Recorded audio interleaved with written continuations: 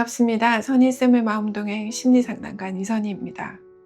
우리는 모두 누군가에게 기대고 싶기도 하고 사랑받고 싶어 합니다. 하지만 그 과정에서 상처를 또 받기도 하고요. 가까워질수록 불안해지고 사랑할수록 두려워지는 마음. 그건 당신이 약해서가 아닙니다. 애착의 문제 때문입니다. 오늘은 애착은 상처이자 회복의 시작이다 라는 주제로 얘기를 나눠볼까 합니다. 오늘부터 애착 유형의 시리즈물로 여러 편을 좀 제작해 볼까 합니다. 애착은 상처이자 회복의 시작이다 라는 1편 시작해 보도록 하겠습니다. 많은 사람들이 나는 왜 관계만 하면 힘들까 이렇게 말하기도 하는데요. 피디님은 이런 경험이 있으신가요? 네, 저는 가까워지면 상대가 나를 떠날까 봐 불안해져요. 그래서 오히려 더 매달리거나 상대의 눈치를 보게 돼요. 애착은 왜 상처가 될까요? 이제 이게 바로 불안형 애착의 전형적인 좀 반응인 것 같아요. 이 한 문장에는 불안형 애착의 핵심이 좀 다 들어있다고 볼 수 있습니다. 왜 가까워질수록 불안해지는가? 왜 또 사랑이 상처처럼 또 느껴지는가? 그 이유는 애착이 본능적으로 안전을 찾는 과정이기 때문에 그런 것 같습니다. 애착은 우리 마음이 연결을 통해서 안전을 느끼나 하는 이런 어떤 방식인데요. 그런데 어린 시절에 그 연결이 조금 불안하거나 예측할 수 없었다면 사랑은 언제든지 좀 사라질 수가 있나 하는 이런 기억이 좀 고착이 되기도 합니다. 그래서 누군가 좀 가까워지게 되면 마음 한편에는 되게 기쁘기도 하지만 불안이 도사리는 거죠. 한편 이 행복이 언제 깨어질까라는 두려움이나 불안이 올라오는 겁니다. 결국 애착이 상처가 되는 이유는 우리가 사랑을 안전하게 경험해 보지 못한 어떤 기억들, 안전기지 역할이 안 되었던 것이기 때문이기도 합니다. 하지만 그 기억은 또 바뀔 수가 있습니다. 지금 새로운 관계 속에서 안전한 사랑을 다시 배워갈 수 있으니까요. 절대 포기하시면 안 됩니다. 어릴 때 부모님의 사랑이 좀 불규칙했거나 예측하기 어려웠던 경험들, 사람들마다 한 번씩 다 있으시죠? 완전한 부모는 없으시니까. 사랑은 언제나 사라질 수 있다, 불안하다, 요런 불안을 만든 거라고 볼 수 있습니다. 그래서 저는 관계가 행복한데도 늘 긴장돼요. 혹시 잘못할까 봐, 상대가 마음을 닫을까 봐요. 그래요. 그 마음이 편해야 할 순간에도 긴장되는 그런 순간들이 있으시죠? 그러니까 마음의 뇌와 몸이 여전히 '사랑은 좀 위험하다.'라고 인제 기억하고 있기 때문입니다. 예전에는 그 기억이 여러분을 어떤 지켜주는 불안의 동력이 되고 하는, 나를 지켜주는 역할을 할 수도 있었을 거예요. 이게 인제 어떤 인지적 오류라고 할 수 있는데, 이렇게 상처받지 않기 위해서 미리 대비하고 또 눈치를 보는 거죠. 하지만 지금은 그때하고는 좀 다릅니다. 이제는 당신이 그 관계를 선택할 수도 있고 또 상대의 마음을 확인할 수도 있습니다. 무엇보다도 나 자신을 지킬 수 있는 힘이 생겼다는 힘의 근원을 잘 생각해 보셨으면 합니다. 그래서 불안이 찾아올 때마다 이렇게 스스로 말해 보시는 것도 중요합니다. 지금 나는 안전하다. 나는 이 관계를 함께 만들어 갈 수 있다. 그 말이 반복이 되고 자기한테 인정이 될수록 당신의 몸과 마음은 사랑해도 괜찮다. 이 사랑은 안전한 것이다. 라는 새로운 기억을 배우게 됩니다. 그 불안이 잘못된 감정은 사실은 아닙니다. 사실 연결되고 싶다는 마음의 표현이기도 한 거죠. 그럼 그런 불안은 어떻게 해야 사라질까요? 저는 스스로를 믿고 싶은데 자꾸 흔들려요. 회복은 어떻게 시작될까요? 참 좋은 질문인데요. 다이앤 폴 헬러는 이렇게 말했습니다.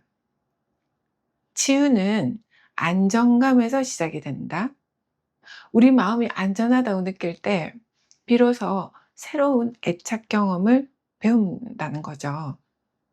그래서 회복의 첫걸음은 나에게 안전한 공간 만들어주는 겁니다.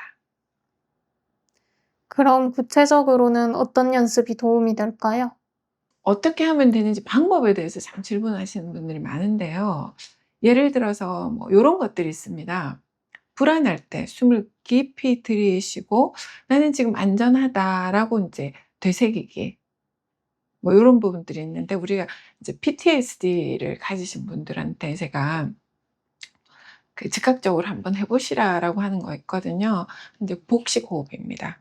숨을 크게 코로 들이마시고 스톱, 입으로 길게 내뱉어 보는 요런 것들을 한 3번 정도. 그리고 두 번째는 오른손을 들어서 내 심장에 잘 대어 보는 겁니다. 그리고 왼손으로 잘 이렇게 꼭 눌러 봐 주시는 거. 그리고 세 번째는 오른손으로 왼손을 잘 왼 팔 쪽에 꼭 왼쪽 팔을 이렇게 감싸 주는 거. 음. 자, 요런 방법 중에서 한번 시도해 보세요 지금. 어떤 방법이 제일 편하신지. 피디님은 어떤 게 좀 편하실 것 같아요? 저는 이렇게 안아주는 맞죠. 허그. 이거 되게 중요한데 이게 사람이 되게 긴장되었을 때 이렇게 안아 주는 것만 해도 우리 한참 프리 허그 되게 유행이었잖아요. 그래서 그런 것처럼 '안전하다.' 하고 한번 그 되새겨 보는 거. 나를 판단하지 않고 감정을 그대로 느껴보기입니다. 안정감 있는 신뢰가 가는 사람과의 관계 안에서 작은 안정감을 좀 경험해 보기입니다. 이 무조건적인 그 수용의 경험이 없으신 분들이 참 많죠. 이런 경험을 한번 해 보는 게 상대한테도 인제 해 보면 참 좋고 내가 내 마음을 느꼈을 때 그 마음이 어떤지 충분히 헤아려 주는 것. 이것도 똑같은 학습의 효과가 됩니다. 결국 애착의 회복은 다른 사람보다 나 자신의 관계군요. 그럼요. 정확합니다. 우리가 관계 안에서 진짜 배우는 건 나를 어떻게 대하는가 하는 건데요. 내가 나를 버리지 않고 이렇게 밀쳐두지만 않는다면 타인에게도 좀 덜 의존하게 됩니다. 제가 가끔 물어보거든요. 내가 나한테 이렇게 잘해주는 것과 타인이 나한테 좀 잘해줬으면 하는 거, 이거 비율을 한번 말씀해 보셔라 라고 이제 말씀을 드리는데요. 여러분도 한번 생각해 보세요.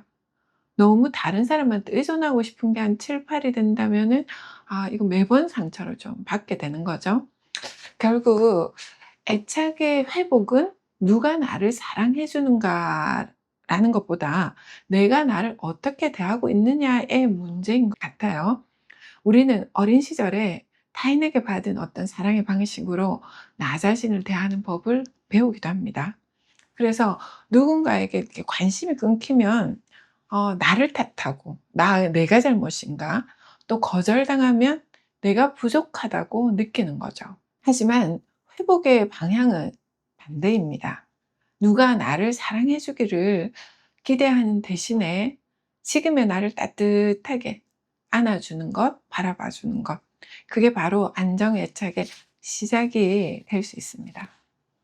내가 나를 잘 지켜줄 수 있을 때, 또 비로소 타인에게도 건강하게 마음을 열 수가 있습니다.